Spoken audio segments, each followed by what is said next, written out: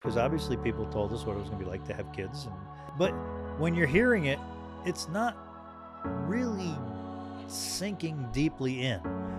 You remember what they told you, and when you experience it, you go, oh, that's what they meant. They grow up really fast. But when you're in it, it doesn't seem like it's going really fast.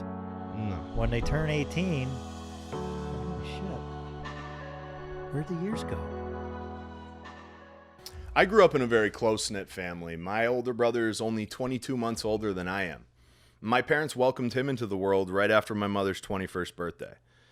My father was only 20 years old at the time, and of my parents, he's the more reserved of the two.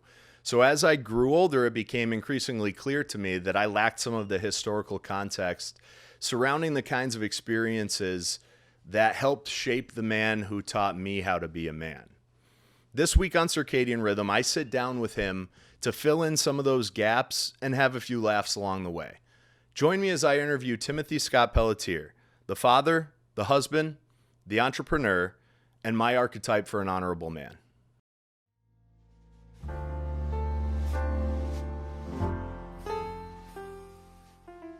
I don't remember ever knowing what you, as a kid, saw yourself doing, what you thought you were going to be when you grew up. Well, that's... I'm not sure I did either.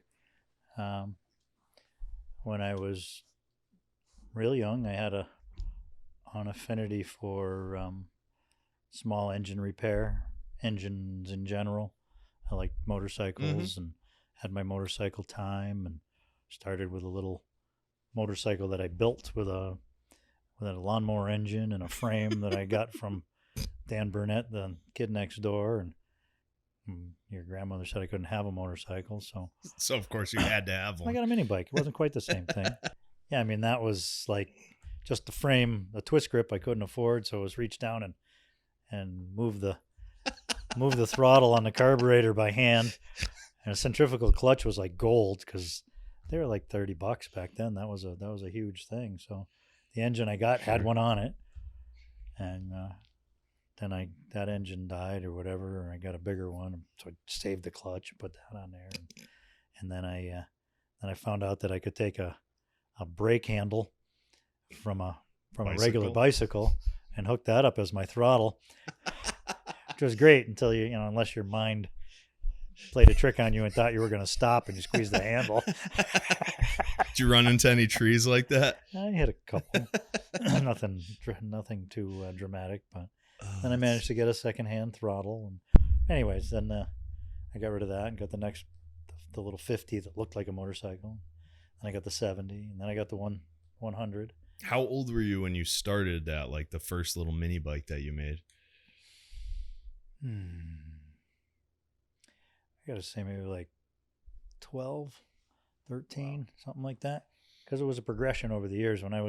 Before I got my driver's license or even my permit, that's when I moved up to my 250, my PE. They had, PE was the on-off version of the motocross bike, but it still had the plastic gas tank and a plastic fender. Was that a Honda or? No, it was a Suzuki. Suzuki, okay. Yeah, Suzuki, I believe RM at the time was the motocross bike. The PE had a little headlight and a tail light. You could... Well, a 250 has got some balls behind it. Oh, yeah. It was nice. I took it downstairs and in the winter, and I completely stripped it, kind of like Tim's truck. Tore it down, every nut and bolt, repainted everything, got new fenders, got a new gas tank, new decals. It was a brand new bike. Wow. When I hauled it out of the basement that spring. I loved that bike, and of course that's what Graham and Pep used as leverage whenever I got in trouble. They took my bike away. They knew the size of their basement. Yeah, I had a bike down there, and that's like her domain down there. I don't even know how I got away with it. Canned goods and laundry. I spent the whole winter down there doing that. Whenever they'd punish me, I'd just walk up into the pits at the end of the street and watch everybody ride their motorcycles. Pretend you were on one. But the neighbor, Mr. Fishwick, when you turn off of Three Rivers Road onto Pine Drive. Yep. That little white house right on the corner. Mm-hmm. That's where he lived. And he was a older retired gent when I was in, 10, 11, 12, 13 years old, something like that. And he had a shed behind his house. Then he liked working on small engines. So I ended up. He's the one that gave you that small engine repair book? Yeah. Yeah. I still have that. You got that? Yeah. Okay. I wonder where that ended up. Yeah. I spent a lot of time over there farting around with lawnmower engines and just learning. And of course, that's why he got me that book. And so I don't know. I just mechanics, anything mechanical always intrigued me. Being able to fix shit. Is he kind of the person that sort of piqued your interest in it, or was it Pep or somebody else? Well, Pep was always working on the vehicles. Yeah. So I always be out there with him. He didn't do a lot of small engine stuff, and this guy did. So I don't even know how I really met the guy, to be honest. Must have been, my parents knew him. They trusted me to be over there working with him. So, but yeah, Pep was really good at engines too. What was that like, kind of growing up in a neighborhood? And that would have been the 70s, late 70s, early 80s, around that time. It was really great because we had that street, Graham and Pep Street, Pine Drive. Were people close? It was a dead-end street. Of a community? All the kids in the neighborhood, we had, my brother, Russ, your Uncle Russ, was 4 years older than me. Same distance between you and Devin. Mm-hmm. So he had his group of friends, Steve Cox, Doug Beauregard, Kenny Dubord, Lance Lindsay was from Maynard Road. But anyways, there was a handful of kids that age that were a couple years ahead of us in school. And then there was our group, Mike Reed, Brian Rudder, Kevin Landers. Kevin was like a year below us. There was always Dubords all around us because there was 6 kids. And Mike was like your best friend? Yeah, we got all into all kinds of trouble together. Yeah. And he grew up on the street too. He was on Three Rivers Road. But so very close. Right across the street from Pine Drive. Yeah. But yeah, and there was that yellow house right on the corner was never there. That was a meeting place. There was a cut through trail and a little. It was the corner lot. Mm-hmm. But it wasn't open. It was all woods. It was just a little cleared area on the end, and we'd all meet there. If you were bored, or it was after dinner, or after school, and you had a few hours to kill, could hide out in the woods. Well, I'd just take a ride, take your bicycle, and ride down to the corner, and there might be somebody sitting there. If they weren't there, they were in the pits because they were punished. Yeah. So yeah, we all hung out, and if there was always, we never were home. You had to go home for dinner. Had to be home for dinner. 5:00 was dinner time. Better make sure your ass is home for dinner. Was that pretty much universal with all the kids in the neighborhood, or was that more just because Graham and Pep, the way they were? It was pretty standard. That was kind of standard with our family too, growing up. Well, it was ingrained in me. Yeah. But you didn't have a neighborhood, so you didn't have the kid thing going on. We were like always, oh shit, I gotta go home for dinner. I'll be back out after.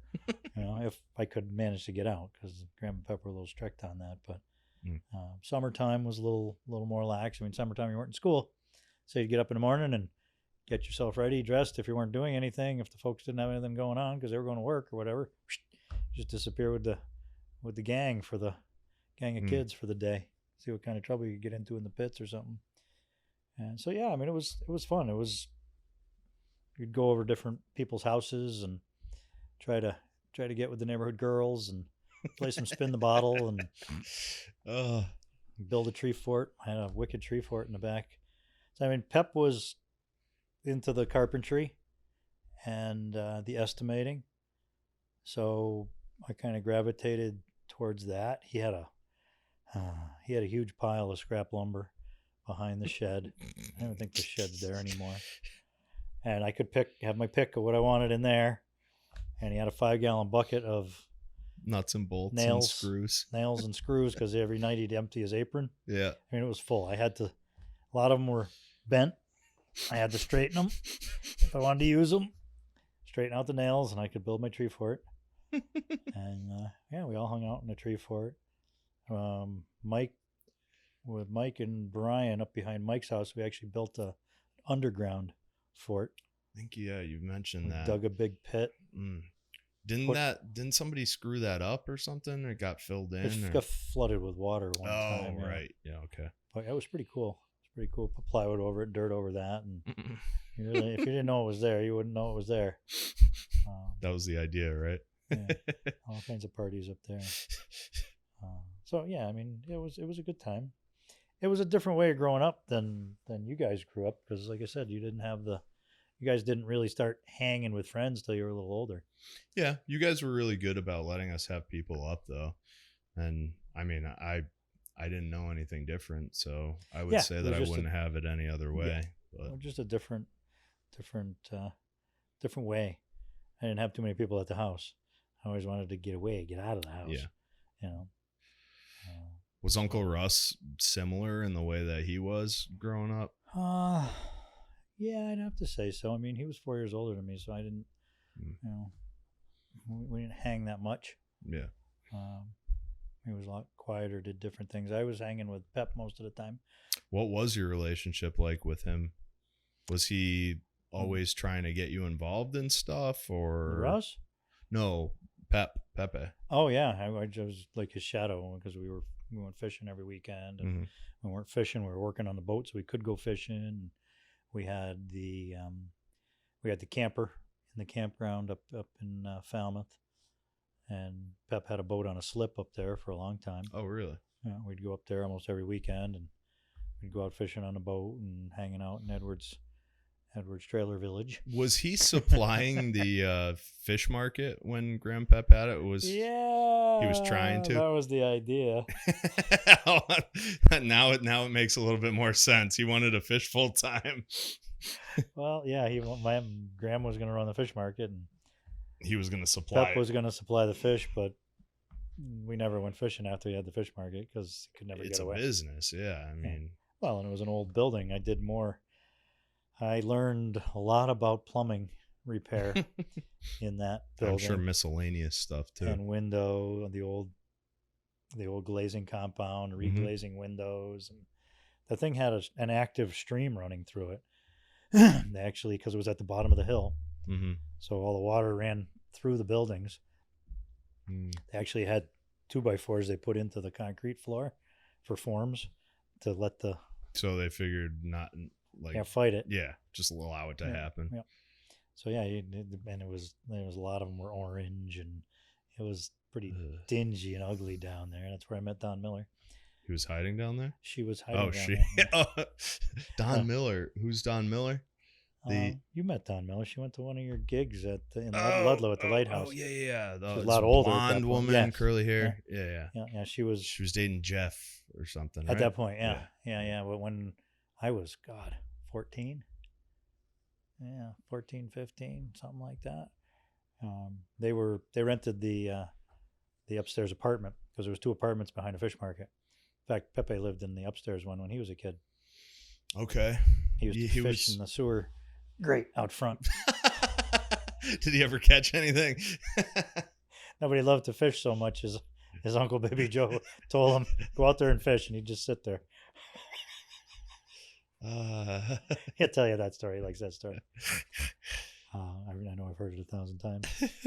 But yeah, so anyways, I met her there, and whatever, we became friends. And he told me a little bit about that the other day, of like when he was a landlord and collecting rent and stuff. And yeah, I never knew that he was a landlord, but I don't know if I can see him doing it. It was a fun experience. I mean, I liked working in the fish market. It's interesting though, like that. I mean, especially growing up, because I know Graham and Pep weren't necessarily of significant means. They didn't have like a whole lot of money, and Pep, just kind of being the person that he is, just wants to do things himself, wants to get things done, and fixing up their house, which was an old garage, wasn't it? Mm-hmm. Converting that into a house, and then having the fish market and all kinds of like random stuff to take care of. And, you being the same way, and kind of you observing Pep, we observed you just kind of like pick these things up, whether or not you're necessarily actively involved in a project or not, like kind of seeing that from, your father or other men in your life being useful, of utility to Well, people. I think a lot of it is being resourceful too. Yeah, You resourceful. use what you yeah. have available to you. Mm-hmm. At least that's improvising the way with things, and that's the way I was always taught. Just, you don't have what you need, use what you got, make it work. Yeah. Even if it only works for a little bit. There are times when you can't, but a lot of times you can make it work. Well, it stinks when things don't work. It's you're sort of incentivized to do those things. Yeah. But I don't know if I'm sure there's a lot of factors that are at play with it. In today's society, there's just a lot less people, I think, that are capable in that way. And maybe seems that way. Yeah. And maybe it's like coming from an affluent area, where people have a little bit more money. They can hire people to do things for them. And so you just sort of become, I don't know, entitled may not be the correct word for it, but when you're a kid growing up in a town where your folks have money and they're not necessarily the people that are going around fixing things and making repairs on things, and you just don't know that as your world, and then you grow up not knowing how to do those things or not knowing that you should know how to do them. I think it's exactly like what you talked about with the way you grew up versus the way I grew up with friends. Mm-hmm. You wouldn't have it any other way because you don't know it any other way. Same thing if your parents just hire people to fix everything and the car breaks down, they send it to the mechanic. Grass needs mowing, they hire somebody to mow the lawn. All of that stuff. If that's the way you were brought up, you just think that's the way the world works. So when you need to do something, you try to find somebody that's going to do it for you and pay them to do it. Yeah. Rather than that type of environment where if it needs to be done, your parents did it. And you go, oh, well, if I need to do this, I got to do it. Mm-hmm. So it's just, I think, what you're exposed to. Right. But it's tough because even if you come from a family that has money, you still have a certain point in your life. Most people do. If you come from a family of like middle class and, moderate means or whatever, your parents aren't going to carry you for the rest of your life. You're not going to be like a trust fund baby or whatever. So they're not going to, in most cases, be paying for things to happen. So there's sort of a hierarchy of needs that you have in your life. And it's not inexpensive to get a plumber to come by and fix your sink, or somebody to come by and paint your house or whatever. So it's like a priority thing. That's kind of where I get lost. I don't understand where, men in general, I mean, women too, but men more typically, because that's, traditionally been the role of men. When you do reach adulthood, as somebody who, say, didn't have a father that was showing them how to do things, maybe a father that wasn't in their life, or the father was paying to have folks do things on their house, so they don't see that. And then they grow up and then they're like, okay, well, I have a job, but I have food I need to pay for. I got rent I got to pay for, a mortgage, and you have things that you need to afford. So when your plumbing shits the bed or whatever, it hurts a lot when you got to pay a few $100. So you would think that once you felt that pain, that would be a learning experience. And you'd be like, well, that didn't seem all too difficult to do. Yep. It's probably something that I can learn how to do, teach myself. And nowadays we have things like YouTube. The world is honestly at your fingertips in terms of education resources. With cell phones and computers, you can learn how to do anything online. Yep. And so I think maybe more problematic is that it's not so much that people are lacking the knowledge, it's they're lacking the ambition and the desire to do these things. Well, and a lot of it too is you've got to be willing to make a decent, reasonable investment in tools required to do it. Yeah. Yeah. Because if you have no tools, you're not going to do plumbing. True. So now you got to know what tools and go to Home Depot or whatever and buy them and get a toolbox, and now you got to store that stuff somewhere. And a lot of people just say, well, I may never use this stuff again, so why am I going to bother? Fair enough. I give, like, take Cordell, for example. I give Cordell a lot of credit because he didn't necessarily get a lot of that, seeing that growing up. He had a good relationship with some men in his life, but he didn't grow up seeing it. Now, his family had a couple brownstones, which often needed work done to it. And I think some of the guys would pitch in and figure out how to do stuff, but he didn't really have that background. But he's somebody that does have kind of a drive and an ambition for it. And he makes me laugh, though, because he is somebody that is learning it later in life. So he doesn't necessarily have the knowledge, but he has the desire to want to do it. So he'll call me from Home Depot asking me what he should get. And meanwhile, he's making 5-6 trips, which I do that too. I'll make a bunch of different trips, but it's different for me. We can just hop in the truck and I'm down, at Home Depot in 10 minutes. He's got to take a train, or, he's got the car now, but still, either way, in the city, when you're trying to get to a Home Depot, it's like an hour long endeavor just to get there. Yeah, that sucks. So, well, I think a lot of it too is you just got to be willing to try it and make a mistake, right? Fail, and that's the way you learn. That didn't work. I should do something different. Because you're not going to get it right the first time. You may get it somewhat close to being right, but it's not going to be perfect. But it's a learning experience. It's a process of making mistakes. And I was fortunate with having the house in Worcester, the 2-family out there. I kind of cut my teeth a little bit doing stuff out there and learning things as I went. And then, Tinkham, and then this place was sort of a make it or break it type of thing for me.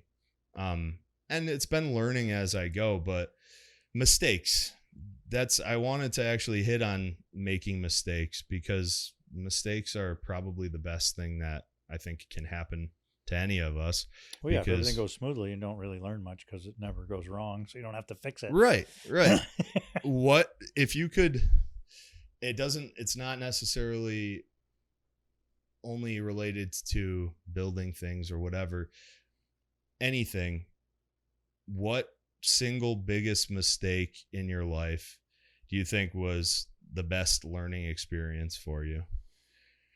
Oh boy, I don't know what the single most, you asked what I wanted to be when I grew up. An initial question. You never answered that. Yeah, well, what the hell? We kind of. I was being a politician. No, because I didn't really have. I was explaining my interests. Yeah. And so I could have gone in any direction, but I think largely for me, I didn't have a calling per se where I said I want to do that. I want to be a doctor. I want to be a lawyer. I want to be a fireman, whatever. I didn't have that. It was more, I found new things challenging. Mm-hmm. And as long as they remained challenging, I was good. Yeah. Like when I was in the restaurant, started in the restaurant business when I was 14, washing dishes.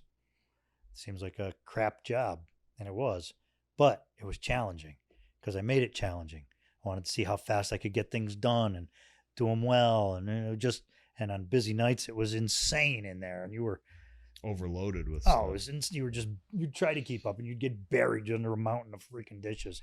But it didn't get dull, So I liked that. And then I did other things in the restaurant. I was hosting. I was seating the people, and you think that might be boring, but on a busy night, it's very challenging when you got a waiting room full of people and you're putting tables together to make different sized parties and mm-hmm. spinning the tables over and bussing tables. And it just, that business intrigued the hell out of me. And I may not have ever left if I didn't start a family mm-hmm. because, the hours, you're always working weekends and holidays and not real conducive to family life. So that kind of got me out of that, but it was something I really enjoyed. I thought I was going to clean cars. Didn't like that. That didn't go so well. But I just tried different things. The construction, same kind of thing. It got just kind of sucked me in because it's always a challenge. That's true. And it keeps my juices flowing, even though it's frustrating as hell. A lot of times it's just always trying to navigate through the situations, and that's keeps my wheels going, keeps my brain turning. The machine shop, I loved it when I was setting the machine up because that was intriguing. Setting tolerances, changing drills. I got this big old machine and I can make it dance with the control panel, and okay, I didn't write the programs. That would have been cool too. Once I had it set up and I was hitting the button and it was taking 15 minutes to do its thing, you were bored. I wanted to hurt myself really bad. So I just knew it wasn't for me unless I could stay in the mind part of it where it was intriguing and challenging and pushing that freaking button. I could tell time by how many parts were on the shelf. It just made me sick. It wasn't something that you could do where you could like set up the machine, get it to go, and then go to a different machine and work with that. Yeah, if I hadn't just started in the machining business. Okay, well that's what I was going to ask, because I was good at it, but Dave couldn't put me on setup because I was brand new. Yeah. I was only there for like 3 months. But I say, yeah, I could do setup, but it wasn't fair to the guys that had been there for years that wanted to do setup. I had to get out of there. Plus, you're stuck in 4 walls. You only go outside for lunch. Freaking nuts. And kind of weird shifts too with some of those shops too. It could be. I worked shifts. A normal shift, but yeah, I guess what I'm trying to say is I didn't have a clear-cut path on what I wanted to do. I just tried different things, and if they resonated with me, I would have stayed. Some reason came up that caused me to want to leave, so I moved on to something else. I sold life insurance for a while. I was 18. That didn't work out so well. So yeah, anything that was mentally hate the word you stimulating. Yeah, that's better than mentally challenging. So the construction, Pepe was an estimator. It was a natural fit. I learned it and just grew into it, and it just never stopped challenging me. So, well, that's just where I landed. I can sympathize with that, Dad. I mean, you and I have talked a lot about the business and, if it's what I want, and I've always felt the same way about everything that I've done. Like, I feel like I enjoy doing things so much. I enjoy being productive and being a contributing member of a team. So in that regard, there's so many things that I could be passionate about doing. Same thing with you coming in to the construction trade, something that you did and introduced me to. And I find it irritating as hell too, which is what makes it fun, because it's irritating and then you overcome the irritation and you find joy in that. There's meaning in it. Yeah, and it's almost like you're personally, I feel like I'm helping people because most of our accounts are customers, and they always call with these emergencies, and if we can make their dream come true, just feels like an accomplishment and feels Absolutely. Like they appreciate it, and you helped somebody out and you got them out of a bind, and you're going to get paid for it too. Yeah. Well, that's a bonus. Yep. So yeah, you develop these relationships. I think that's what I'm going to miss the most, is not having that vigor every day of having to call, 25 people and figure out all these problems. And yeah, because you feel like a superhero when you can make it all kind of work. Yeah. I got a guy for that. I know a guy for that. I'll make that happen. Yes. I can do that. And that's the importance in like marketing networking too. As when you're a member of a particular industry for a while, it seems so simple. It's like, well, yeah, I know a guy for that. I know a guy for that. It's like anybody could know these people, but the difference is relationship. We have good relationships with these people, so we can sort of leverage that good relationship to get better service, better response time, access to materials that they just have laying around the shop or whatever that they can help us with. So yeah, I understand that. And you were 22 when you started with Ray, right? I'd have to look it up. Well, was it the year Been that so you freaking long. because you guys moved into the house in February of 90, correct? I was just a baby. So, and you don't recall whether or not you were already working for Ray at the time? I was definitely working for Ray at that time. So it was around there anyway. Yeah. You were in your early 20s. Yes. You started working for him. Yeah. And so how quickly did that turn into, I mean, you started off estimating for him, and I mean, the company was structured very differently at the time. Yeah. There weren't really project managers. It was Ray and me. You. Mm-hmm. Yeah. And we didn't have supervisors. We just had carpenters out on the jobs, and Ray and I drove to every job every day. We delivered the materials every day. And I estimated on the dash of the truck. And kind of seems similar to how Mario's running things for his outfit right now. Yeah. You know? And we had an 8-foot wide by 24-foot long hallway. That was our office. Until we renovated 2 or 3 times before we moved out of there, and it was filled with smoke. Smoke, fishing poles, ammo, hunting magazines, everything you need for the construction business. Everything was in one. He had just pocket folders, and everything for the job went in that pocket folder. Receipts and invoices and every goddamn thing. It was a disaster. But we got through it. Yeah, we just hit it off. I wasn't there very long before, you started helping to I kicked him out. Bring it in different direction. Yeah, he went on vacation one week, and I couldn't take it anymore, so I boxed up all his shit, put it in his garage. That kind of sounds like what you used to do when we wouldn't clean our bedrooms for a while. Yeah.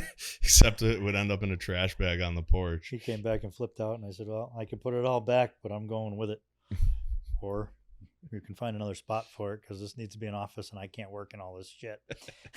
So I got my way. And then I begged him for a computer and learned that computer, and it just kept going. But, I mean, you asked about mistakes, and I don't know as though I would really consider them mistakes, but the earlier jobs that I took, that I did, they were just catalysts that ended. So I guess maybe that's a mistake, because I could have stayed there with them, but I learned a lot. Like the restaurant, I learned a lot about people skills, hosting, seating people, dealing with so many different insane personalities. As a young kid, I was only 16, 17 when I was doing that. And, there's so many challenging people, and you can't tell them off, or you don't get to work there anymore. Yeah. But I didn't quite learn that lesson, because I was loyal to Ken. You remember? I don't know if you ever remember Ken, but nevertheless, Joe owned the restaurant. Ken ran it, but I was loyal to Ken because he brought me in. And when Ken left, I called Joe a fat bleeping a-hole and told him to shove it up his arse and walked out. That was kind of a mistake, because I had no job, nowhere to go, and Ken didn't have a restaurant to work in. So. And how old were you about that time? I was still in high school, probably 16, 17, somewhere in that neighborhood. When you made money, when you were still living with Graham and Pep, was it like your money, or did Graham and Pep ask you to contribute? I wasn't even 18. I moved out. I know. I wasn't talking about rent. I mean, I just didn't know if like maybe they needed help or contribution from you in any way or whatever. No. Growing up, if I wanted something like my 10-speed, they would say, okay, you save up half the money and we'll take care of the other half. And I think that was just, not that they couldn't buy me the whole thing, but they wanted me to work for it. Well, you did the same thing for me with my first big drum set and the dirt bike. The majority of the time you guys spoiled the hell out of us, and that I'm extremely grateful and thankful for everything that you guys did. But out of all of that, I'm probably most thankful for you making me do that. I liked to save anyways because I liked the idea that I had all this like money in a bank. You remember I used to check my little bank book all the time and I'm possessed whatever. with that. Yeah. Yeah. So having something to kind of a goal, it really does drive the human spirit. Yeah. Setting a goal and working towards it and falling short of it sometimes, and it goes along with that whole mistake setting. You have to have a plan, so you have something to change. Exactly. Yeah. If you have no plan, you're just floating aimlessly through the universe. Yeah, it's true. Beyond the educational value of working hard to achieve something that you want and, doing it on your own, that's a learning lesson all in itself. But I think there are kind of sub lessons out of that too, because you introduced me to the want advertiser, and it wasn't easy to find a motorcycle for like $350, which is all that I had to spend. So I looked for a while. I rifled through that looking for a deal. You helped me out, like what things I should look for. And we looked at a couple different ones before we found that one. And I still have that ability, in my life. I still have that. And it's just finding deals. And I'm sure plenty of people have it, but me with the tools and the Craigslist thing, it's a waiting game, but every once in a while you get a tool that comes on that somebody's just looking to dump, and you pick it up for a really good deal and you can make money on it. And it is a skill all in of itself. Research is a very important tool. Yeah. And research is fun. There's a lot of times like watching these true crime shows on TV that I'm like, damn, it'd be fun to be a detective. Right? Do you ever get that feeling? Oh, yeah. Like it would be so cool, solving a murder or something, that, going into a crime scene and being able to, and I feel like you must have this same kind of mindset to it, because when we've gone looking at houses and stuff like that, or looking at a job, going to walkthroughs, I find that to be fun because I'm looking for the things that other people aren't seeing, or they can't see, or they overlook. It's being observant and trying to, pinpoint and focus on those obscure things about the crime scene or the job or whatever it is. So that's why I think it would be fun to be a detective. And then it's like a digging game. Doing the ancestry.com thing and trying to research some of our family history was a lot like that, because there's all these old records, and the farther back you go, the crappier they were kept. So you have to back check them against other things, and then you think that you made it to a relative, and then you find something that invalidates it or whatever. It's kind of fun. But yeah, maybe in your retirement you could become a part-time private eye or something. You'd have that same helping trails people in the woods. Well, you say that, but you were just talking about the part of the job that you're gonna miss, and I probably I know that I will, but it's like every other change that's presented itself in my life, I'll adapt to it and make it, hopefully. If it makes me too insane, then I'll figure out something to do. Well, you will. If it's too boring. I mean, whether you realize it or not, I think you will. It's almost impossible for a human to lose a habit once they've developed it. It's almost like energy. It's never really created or destroyed. It just becomes something else. The biggest thing that I and your mother want to do is whatever we do, we want to be doing it together. At this point, in our next step, so that this whole Airbnb idea, I can be working on maintaining the houses, Mom can be cleaning them, getting them ready for the next tenant, whatever. We can decide to rent them, not rent them. We're working on trails, but we're gonna be there together. Not necessarily working side by side. There's gonna be times, obviously, when I'm out in the trails and whatnot all by myself, because she can't do that stuff, but we're still going to be together on that business.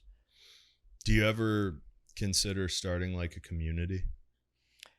Your mom does. I'm sure. That's probably the part of me that's like her, that has that thought. She wants to build tent platforms and put little Quonset huts up and Like the yurts. yes, thank you. Yeah. No, not that like that. I see, and maybe, maybe I'm off base with it, but me, when I think of like a community, I hate to use the word commune because it draws to mind these images of hairy Cult. armpit, sort of hippie folks, which I have nothing against hairy armpit hippie folks. I'm just saying it's sort of like this negative connotation, or cult, something like that. But no, I mean, like almost kind of starting your own town. And that's sort of the idea I that don't think we have the acreage for that, but the what? I don't think we have the acreage for our own town. Well, it would be a small town, more like a village. It'd be like a village. No, but I think that would be cool. Like if you had the money to buy a chunk of property and sort of almost kind of give folks that you like. That's a big qualifier. It has to be somebody that you can stand enough to where, okay, this is your piece to build, do whatever you want on. I'm not funding it. I'm not getting involved in it. Maybe they owe you a certain amount for the taxes on it and that's it. But the expectation is if you live on this land, there are things that we do all pitch in on. If you have a large community garden, whatever the case may be, but you come together as a community once people are established and they do have their own homes or whatever. Yeah, you help out your neighbor, kind of like what America used to be, sort of like what we used to be when folks were colonizing this country. It was like that, and it makes me think of that show. Yeah. Outlander. Yeah, thank you. Yeah, you saw the season where they actually were in the United States during the colonization. Yeah, we're still watching it. I think it would be so much fun. Just because there's all these like completely unknown challenges to something like that I could see. It could either be a nightmare or it could be quasi utopia, because I think these ideas of like a community, a commune, if you will, a small community, they actually do work in small quantities. They in a small group of people, they do work. The problem is scaling it. And I think we've had this conversation before. When you bring it to scale and you have a place like the United States, it's basically That's been a big scale. Yeah. no, it's a big scale. Yeah. It's basically been that concept brought to scale of, folks that we like, the idea of legal immigration. That's all that is. You're vetting people out of like, okay, we like you enough, you can come in and do this thing. And where it sort of starts to fail is the introduction of multiculturalism. And it's not to say that I have anything against it. It introduces a lot more issues that make it difficult. It's also like, people's natural emotions like jealousy. You got one guy that's a mechanic, you got another guy that's a farmer, you got somebody else that's an architect, you got somebody else, just all these different people part of the community.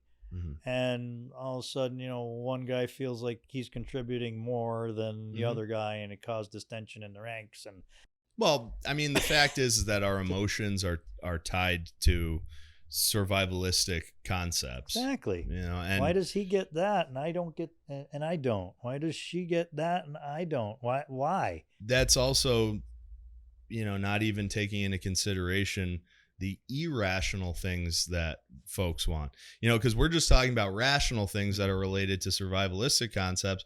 But then folks have all kinds of irrational things that they want just because, I don't know, they woke up this morning and they got a hair across their ass. I would think if you had a community much like the cults, where there wasn't, like everybody didn't have a car. It was like maybe a community car or a bus that people, when you did leave the grounds, everybody left in the bus or whatever. Then you're not fighting over who's going to fix your car, or my car's broken and I need money or whatever. Everybody's just kind of working together for survival. The garden, food, animals, taking care of the livestock, all of that, because you got, I mean, our basic need is food Yeah. and water and shelter. So if you got shelter and everybody's contributing towards the food and water, yeah, it could be happy, The beauty of it is because you don't have to go anywhere. Right.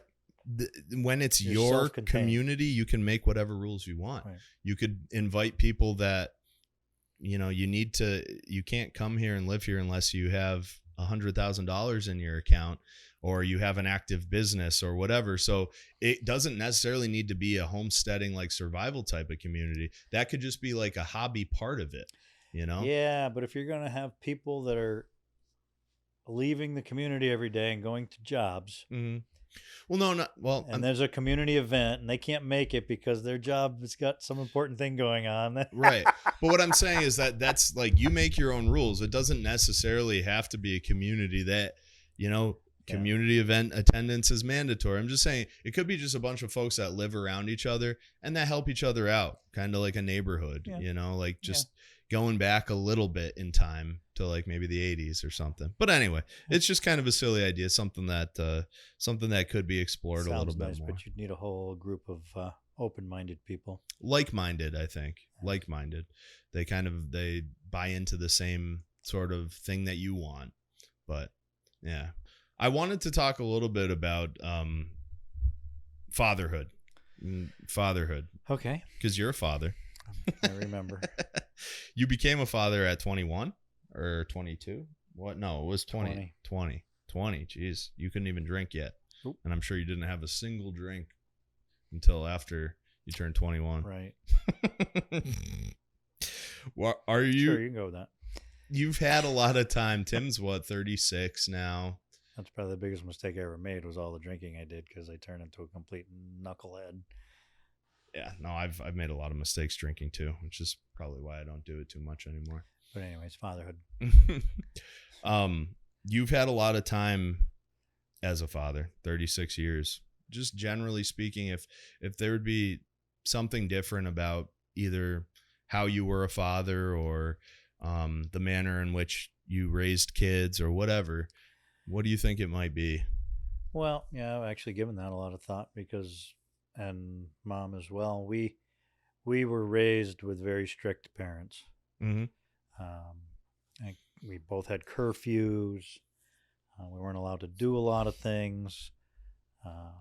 So I think almost every child that reaches adulthood and becomes a parent of their own says, I'm going to do it differently, because I'm still pissed at the things I couldn't do, especially getting married at 18. You were a young parent. Yes. And becoming a parent at 20. You're still, I mean, I look back at you guys when you were 18 and 20 and go, holy shit, no wonder my parents were so freaked out. Thanks a lot. Well, it's just what you can't know until you get to the older I look ages. at the 18-year-olds now, like even going to win you as much as I do for looking at jobs and stuff. Like those kids are like 18. Make Alex a father. Yeah, and he's older than 18. He's Yeah, I in know, his he's 20s. 20s. Yeah, I know. I did that. So Ray, and get off on a tangent for a second. I'll come back to the topic, but Ray was in his mid-50s, early to mid-50s, when I started working for him when I was in my 20s. And I would look at we both had the same problem to look at. And my perspective and his perspective were so worlds apart that it always intrigued me. And I always swore I was going to write a book about the different stages of life, because until you're in your 50s, you can't think like somebody that's in their 50s. You can hang out. Being in my 20s, I hung out with Ray every day, but I still didn't have the insight of life that he had, because you can't get it until you've lived through it. Yeah, experience. Like you're in your 30s. Mm-hmm. You couldn't experience and have the insight of life right now when you were 15. Right, but I did because I was just exceptional. Yes, well, aside from you, you just don't have the depth because you haven't lived the years. Yeah. Once you've lived the years and had life's experiences and scars and triumphs and everything else, you can talk to that 15-year-old right now and it's going to bounce right off. Mm-hmm. It's like trying to talk to somebody about having children that doesn't have children and explaining to them what it's going to be like. Yeah. Well, You it's can impossible to explain it, but it's also possible to understand it. Yeah, exactly. You can get some concepts because obviously people told us what it was going to be like to have kids and whatnot. But when you're hearing it, it's not really sinking deeply in.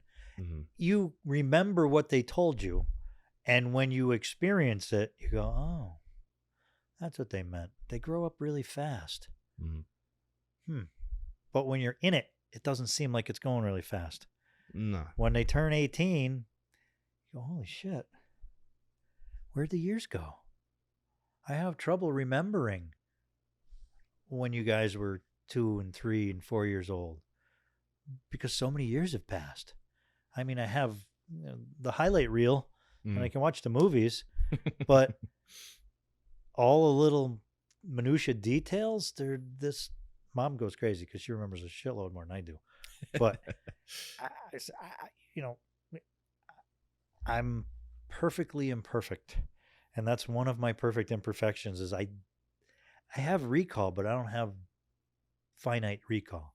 I'll remember major things that happened, but not little tiny events unless I'm watching a movie. Oh, that was the Christmas that you broke the bulb. Oh, okay, yeah. Now it's coming back to me because I'm seeing it. Well, just to stop you for 2 seconds here, I think it's interesting to think about the people that have really good memories, like naturally good memories, and the folks that have poorer short-term memories and whatever. Because I've also been reading a book on memory and how to increase your memory, and a lot of the concepts relate to, and I'm not sure if I think you have done some like courses or whatever on extreme memories. Course, yeah. And so, about like the memory castle and those kinds of things. The concepts of that it's relating it to something that you're very familiar with, and that's part of it, but it's also relating it to something that you're deeply emotionally invested in too. And I'm not trying to infer that you weren't emotionally invested in parenting, but when you make things into song, when you stimulate the creative part of your brain, it seems that you're more able to remember things more readily. Mm-hmm. So I don't know. I'm struggling here, but it makes me wonder if there's some sort of concept between folks who are more like naturally emotional people and how it relates to their memory too. Possibly. Because they emotionalize everything, and that's not to necessarily say that their memory is even accurate, because when you introduce a lot of emotion to something, you tend to be. I honestly don't think I have ever forgotten any piece of information or any event that's ever happened. I just have really piss poor recall. No, really, because if I have a given amount of time, and I can, the way I consider the mind is there's a little, when somebody asks you to remember something, there's a little guy that runs back into your brain into the file room and tries to find that file filing cabinet and pull it up, like trying to remember somebody's name or an actor's name or a movie, whatever. I can't. Ryan, I can't tell. I've owned my motorcycle since Uncle Russ passed in 2005, so almost 18 years. Probably like 16 years. I think I got it a couple years after he passed. And still to this day, somebody will go, "Oh, you ride?" I go, yeah, I got a bike. What do you have? A Road King. Yeah, but I can't remember. I go completely blank every time. I guess it's an 04 Road King. Do you think it's like the being surprised by the question thing, though? It's probably more of an anxiety thing for you. I consider it recall just because I can't put my hands on it right away. Yeah. 20 minutes later, I go, yeah, I got an 04 Road King. What was how hard about that? You know, it's just a mental deficit. Pop, though, like I think for something like that's more specific. Like I have that same thing, and I've always related that to the struggles that I've had with like performance anxiety with performing in the band and things like that. It's like I consider myself a fairly competent musician, and I put a lot of work into it when we play with the band. And regardless of that, there's been times, earlier in my playing career, if you will, that I'd get up there and I just can't remember the song. I can't remember the song. So yeah. And it's the same thing when somebody asks you a question, because you almost feel like you're, because it's like there's an ego thing related to that, because you're proud of the bike that you have. It's a really nice bike. And, when somebody's asking you that, it's because they're probably a rider too, and they know something about motorcycles. So you'd be, pleased to tell them you have this really nice bike. And you get like that pride to show it off, but you have like an anxiety about almost like an insecurity of like that information. Mm-hmm. So I know what you're saying, but I think there's something specific to that particular thing. Well, I also feel like you don't have an infinite storage. No, you don't. It's like a hard drive. It's like a computer, right? So I picture it almost like a 5-gallon bucket full of water. Full of some kind of liquid, and all of the information that I take in on a daily basis is going into that bucket. Well, it's going to either flow out the top or the bottom, so the information I'm taking in right now I have to retain because it's pertinent to my present existence. Okay, so something has to go, or the stuff I'm putting in now is going to fall off the top, and I'm not going to remember it. So there's a small pinhole in the bottom where old memories start to leak go out into an old storage tank. Like I said, I don't think they ever go away, but they're not in the present memory 5-gallon bucket. They're in the 100-gallon reserve tank that holds all these past memories that can be accessed, but it's a lot harder to get this guy to go through the bucket, down through the pinhole, into the reserve tank and find them. Than it is to have him running around in that 5-gallon tank and pulling out memories. It's just an analogy. Whether it's a good one or not, I don't know. But no, it makes sense. It tracks. You can only retain so much information. Yep. And when that gets saturated, you're either going to forget what you're trying to work on right now, or you got to make room for it. And by making room for it, you got to purge some old documents. The document purge. So go back to what you were talking about. I try to explain this to Mom, but it makes no sense there. She cannot. She will not. Because she dozes off halfway through what you're talking. She won't let me off the hook. She's trying to get you back to the question she probably asked you about fatherhood. If I had it to do over again, I think I would have probably wanted to do it more similarly to the way my parents did it, in the respect of being more present, making you guys do more, being stricter. I laid the law down when you were old enough to understand it. School's on you. You need it to survive in life, so you can piss it all away and party your ass off and not learn a goddamn thing, or you can try to get the most out of it that you can and use it to further your life, because you're going to need it. Trust me, you're going to need it. And I'm not going to ride your ass. So you make it what you want it to be. And to relate to our prior conversation of, I can say that, but I'm saying it to a 13, 14-year-old kid that's going, Oh, he just said I could party my ass off. That's all I heard. I didn't, because it's part of the whole, I can say it and I can explain it because I know it, because now I'm in my 30s and I've experienced it and I know how important it is. But I wouldn't have done as well in school as I did if I didn't have parents riding my ass, checking my report card and giving me shit about being in school and all of that. And you guys did fine in school and you did fine in college. But I did great in college. Yes. But I think my presence more, being a little stricter in those formative years may have helped more, may have helped you more. And it's a lot, I think it's a personal thing as well, or not necessarily personal, but an individual thing, because there's 3 of you, and you all are different, progress through it differently. But you can't help as a parent but to say, what could I have done better? How could I have prevented this from happening? Right. What did I do wrong? To me, it's a positive thing that you both do think about that. You know, what could we have done better or differently or whatever? Because that's an indication that you actually give a shit. And that's a good thing. However, I do think it's a zero-sum game, you know, to a degree. And that may be true for, you know, what you just said about being stricter. That may have had positive impacts on me or Tim or Devin in different ways.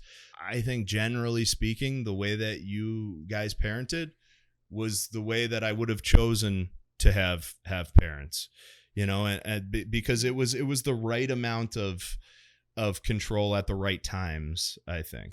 Well, thank you for saying that. I appreciate it. My I don't know if you call him my therapist or what, but the guy Kenny Weiss that I see him. We have a Zoom meeting every other Thursday, and we had a conversation this past Thursday.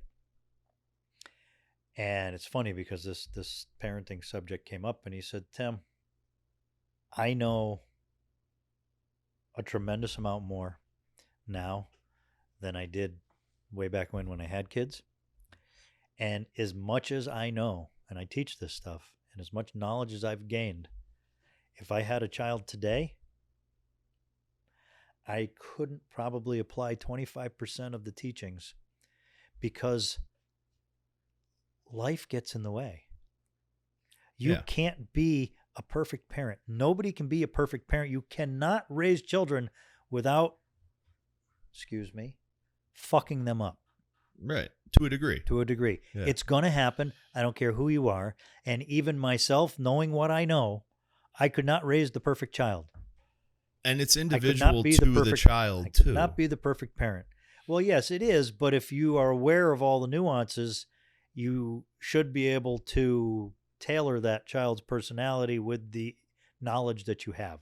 But that's what I'm saying, though, too, is like with whether you realize it or not, to a degree, acting off of instinct, you treat your children differently to a degree. And it may not be a significant amount, but you were different in disposition than you were than you were with Devin or Tim. It's a different time in the parent's life. Right. Plus me being like a little bit more of an emotional kid, you know, that if you were a certain way towards me, I might go cry because I cried all the time. You know, so like you just necessarily as a human being, you're different with different people, and the same is true of your children. So he brought up something that really it struck me. He says, "I'm not a very religious person, but I was raised Catholic, and as I was."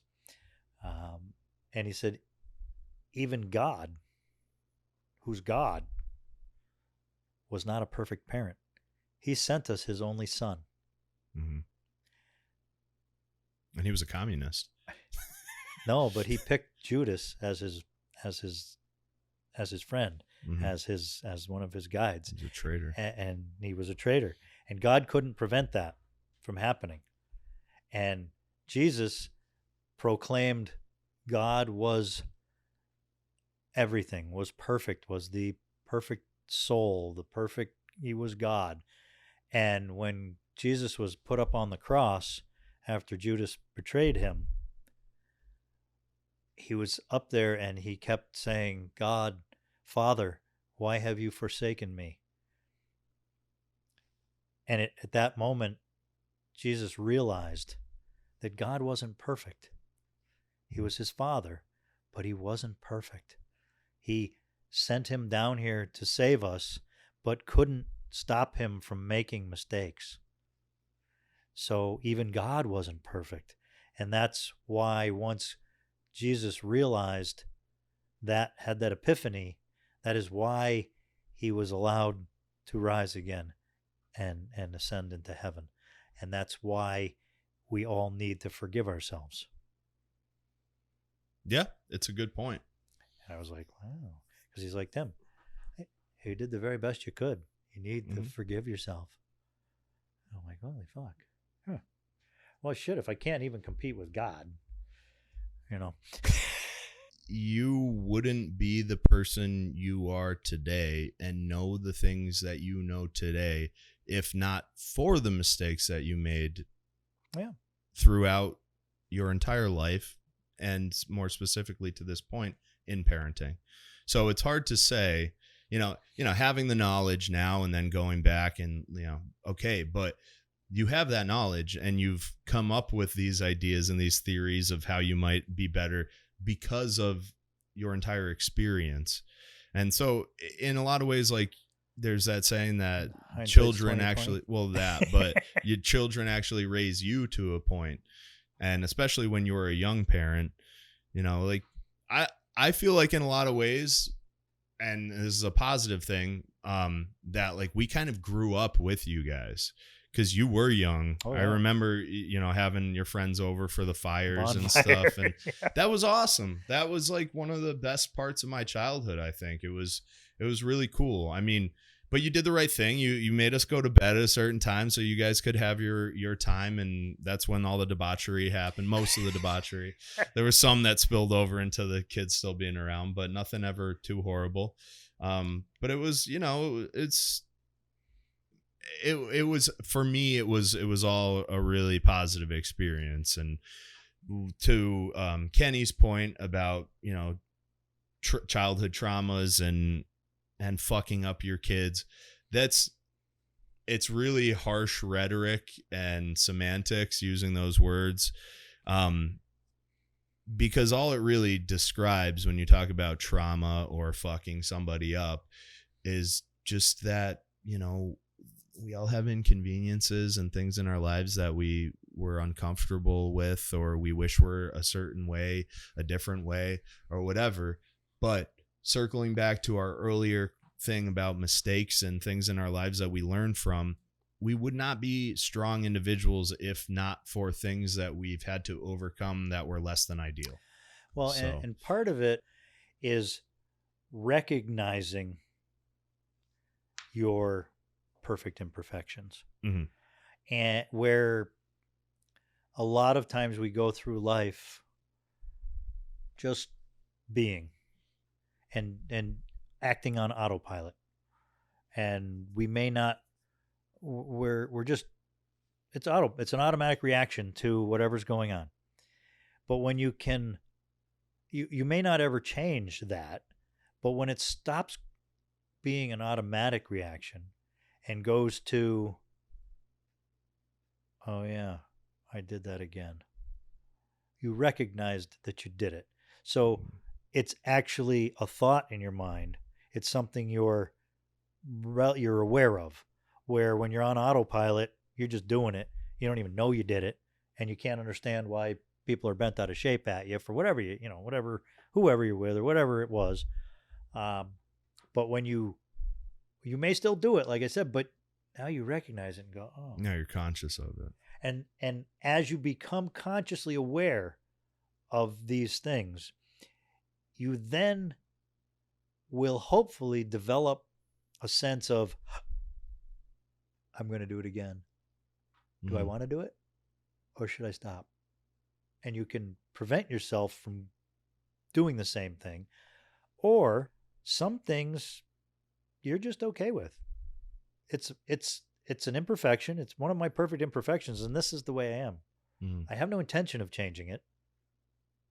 I'll recognize it, but it's just kind of who I am.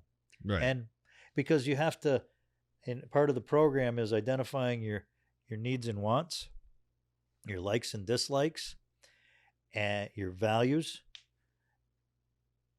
and your negotiables and non-negotiables. Mhm. Once you know what your non-negotiables are, if somebody's doing something, if you're in a relationship with somebody that goes against one of your non-negotiables, it ain't gonna work, because you can't. That's just not negotiable for you. It has to be this way, or it don't work for me. Yeah. And then you got your negotiables. Okay, well, maybe I can live with that, and that's fine. And your needs and your wants. Your needs are basic shelter, food, whatever. Your wants are drums and a nice truck and a dog, and okay. But you don't necessarily have to have your wants, but you got to get your needs fulfilled. So part of his program is identifying those needs and wants, negotiables and non-negotiables. And that really is kind of eye-opening in some respects. Yeah, I heard one of his videos on that, and it kind of harkened to something that I heard Jordan Peterson talk about, which was infidelity in marriages. And the point that I think gets missed a lot in the early dating phase, and a lot of it's because it's sort of an uncomfortable conversation, even if you are intimate with the person that you're dating, is what is the expectation? What is my sort of hidden expectation for frequency of sex in a relationship? And very few people have that open, upfront conversation about it. And the problem in the beginning of a relationship, at least in today's society, today's day and age, is that we tend to act on those urges that we have. They're not suppressed until marriage, generally speaking. So folks, when they first start dating, are very frequently sexually active because you got the lust and that whole newness of it.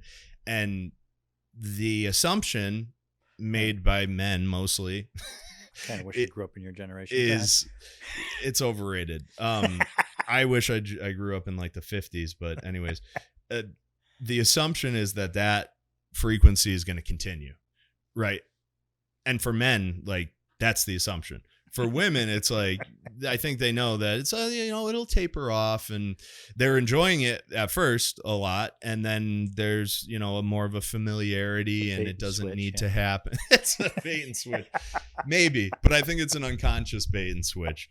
But I mean, it depends on the person too. It depends on the individual, because there's some, women that want it a lot more frequently than other women. And, that's one of the things that, for a male, that if they really, that's important to them, that, we have sex 3 times a week, at a minimum. And that's something that's a non-negotiable for me. That's something that I really need to continue. Now, even if you don't feel like it, I expect that you care that this is something that I need. And, I'm not going to force you to do it if you got the flu or something like that. But, I need you to care enough that this is something that's important to me for whatever the reason is. It's identifying those negotiables and non-negotiables. I'm using sex as an example because I think it's like a very obvious one, but there are others. But yeah, that's something that should be, early on in relationships, you should be conscious of. And when I heard Kenny talk about it in the context of dating, because he went through a divorce and then he was dating again, and he was talking about, the women that he was seeing in some of these situations, he was kind of finding himself in. Slurped her soup. Yeah. Yep. Yeah. And he's just like, no, this is I get that. I'm all good. I understand. It seems like something really goofy, but it's those kinds of things that it's not something that you can really justifiably get angry at somebody about, but it's something that you'll like end up with this sort of subconscious resentment over the years. And it may seem small and petty, but that's one of his perfect imperfections that he's not willing to give up. Right. And who are we to judge that that's something small and petty? For him, maybe he has a traumatic experience that happened with soup. Yeah, and he's not going to give it up. That's fine. That's why it's been beneficial for me, because there's certain things that I do that I know irritate the crap out of your mom, but I simply say it's one of my perfect imperfections I can't get rid of. I'll try. I try to work on it, and I recognize when I'm doing it, and it's helped us because, she just knows that part of who I am. I still pat my food down and make sensual sounds when you're eating lobster and steak. Yeah, I got to tune you out with that one, man. That's a non-negotiable. You got to get over it, or go eat in another room. Oh shit. One more question, and then we can grab something to eat or whatever. If you got to take off, you do that too. How would you like to be remembered when you're gone? By your family, friends, by just in general. I think there's some people that really need, I need to have left this like everlasting legacy. I want a building named after me, or, I what's important to you in that regard? I guess I would just like to be remembered as being a decent human being and fair and fun to hang around. I'd like to leave something behind for my kids. And I think that I've worked a long time to be able to do that. I've got life insurance that is whole life, so I guess it follows me forever. So when I die, you'll have that. After mom's done with it, unless she dies first. But that's part of your not the life insurance thing. That's part of your legacy, though, is like that to you. That's important, like leaving some sort of, either finances or whatever it is, because that says something about your efforts in life, right? Well, part of the thing that was ingrained in me, Pepe used to say, and this was why I'm not necessarily afraid to try anything, is he said, people no smarter than you have done it, so you can do it. So I was never really afraid to try new things. I failed a lot, but whatever, I'd figure it out. But also the having to be financially responsible at a young age. Mm-hmm. If I wanted something, I had to work, get the money, and buy it. Yeah. It wasn't just, you want this, here, take it. And that a lot came from his upbringing, because his father was an alcoholic and he had to go to work at a young age to help support the household. So that kind of got passed along. So I, growing up, always had to scrimp and save. And I didn't necessarily like it because I wanted to be able to get the things I wanted. I had beater cars that I had to keep patching back together and blah, blah, blah in the early years. And so it was a goal and subconscious in my mind to try to become financially stable, and not necessarily rich. Rich would have been cool, but stable enough to where, if I want to buy something, I go buy it. If it's not, if it's not, I can't go buy something for $1,000 every day because I don't have that kind of money. But, I want to go golfing. It costs $50. Okay, I go golfing. Or I want a nice set of golf clubs. Okay, I'm going to buy myself a nice set of golf clubs. I worked very hard to get to that point. And I would like to be able to leave some of that substance behind. Dad's gone. We've got the land in New York. We can sell it off. We can each take a piece. Start a commune, whatever you guys want to do with it. Just to have something left behind. Mm-hmm. So that, hopefully I'll live into my 90s or 100s. I'm going for 150. I'm not sure if I'll make it, but I'm going to try. You will. You'll live into your 90s and probably like 120, because you're going to figure out some invention to allow yourself to stay alive. I'm just a head in a jar, but I'm alive. Well, thank you for taking the time to sit down and talk with me today, Dad. It means a It lot. was my pleasure. Much. You sent me this, right? Yep.